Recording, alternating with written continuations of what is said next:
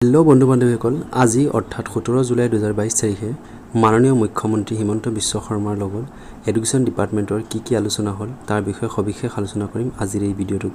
যদি আপোনালোকে মোৰ চেনেলটো এতিয়াও ছাবস্ক্ৰাইব কৰা নাই, ছাবস্ক্ৰাইব কৰি ল'ব। তবলক ভিডিঅ'টো আৰম্ভ কৰোঁ। আলোচনাবোৰ পৰ্যায়ক্ৰমে হৈছে, প্ৰথম পইণ্টটো হৈছে ATR of all MOMS and instruction of HCM in e Samiksha portal. ই-সমীক্ষা পৰ্টেলৰ ওপৰত বিশেষভাৱে আলোচনা কৰা হৈছে। ইয়াৰ পিছত 2 নম্বৰ পইণ্টটো চাব, budget 2022-23 a discussion on a plan to go ahead. Budget 2022-23ৰ এটা আলোচনা কৰা হৈছে। 3 নম্বৰ NEP নেশ্যনেল এডুকেশ্যন পলিচিৰ বিষয়ে আলোচনা কৰা হৈছে। 4 নম্বৰ পইণ্টটো ই-অফিচ ইমপ্লিমেণ্টেশ্যন ইমপ্লিমেণ্টেশ্যনৰ ওপৰত আলোচনা কৰা হৈছে। 5 নম্বৰ মিছন সদ্ভাৱনা মিছনৰ ওপৰত আলোচনা কৰা হৈছে।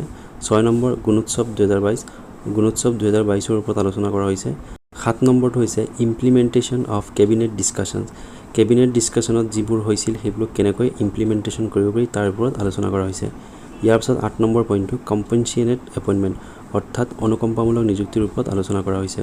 9 নম্বৰ ৰিচেণ্ট ৰিকুৱাৰমেণ্টছ অৰ্থাৎ কি আহিব লগা এডভাৰটাইজমেণ্ট আছে, কিমান পদ খালী আছে, ইয়াৰ বিষয়ে তেওঁলোকে আলোচনা কৰিছে। ডিপাৰ্টমেণ্ট অনুযায়ী আলোচনা কৰা হৈছে। প্ৰথমত এলিমেণ্টাৰী এডুকেশ্যন ডিপাৰ্টমেণ্টৰ DW কি আলোচনা কৰা হৈছে চাই ল'ব। প্ৰথম পইণ্টটো হৈছে distribution of appointment letters of 249 compensated appointee under DW DSCRT অৰ্থাৎ কম্পেনচিয়েটেড এপইণ্টমেণ্ট অনুকম্পামূলক নিযুক্তিৰ 249 জনৰ বিষয়ে তেওঁলোকে এপইণ্টমেণ্ট লেটাৰ কেনেদৰে দিয়া হ'ব এই বিষয়ে তেওঁলোকে আলোচনা কৰিছে।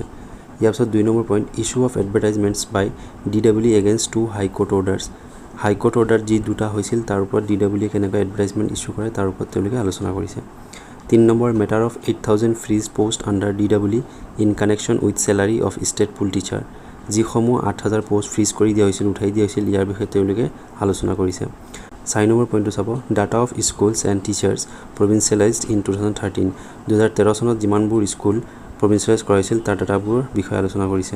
ৰিক্ৰুইটমেণ্ট অথবা ৰেগুলাৰ টিচাৰ গ্ৰেড 2 গ্ৰেড 4 আৰু গ্ৰেড 4ৰ যিবোৰ ৰেগুলাৰ টিচাৰ অথবা ৰিকুৱাৰমেণ্ট যিখিনি বাকী আছে সবিশেষ তেওঁলোকে আলোচনা কৰিছে।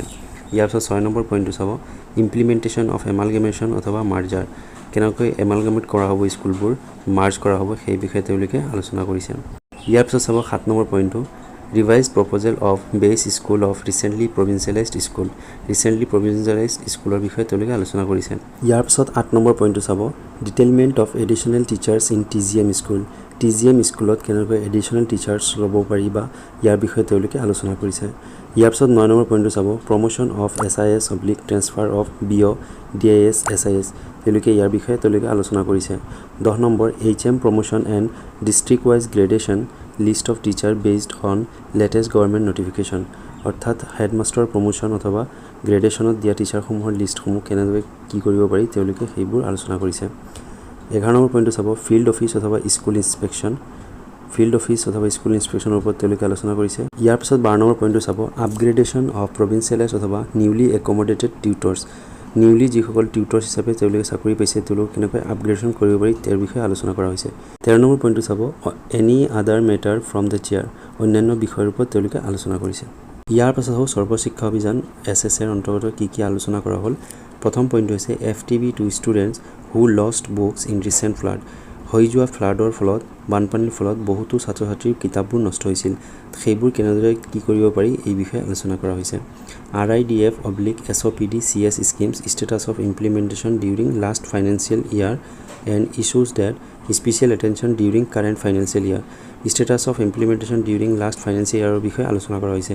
ইয়াৰ পিছত টি গাৰ্ডেন মেনেজড স্কুলৰ বিষয়ে তেওঁলোকে আলোচনা কৰিছে। ইয়াৰ পিছত 4 নম্বৰ পইণ্ট গুণোৎসৱ 2022 বিষয়ে আলোচনা কৰিছে।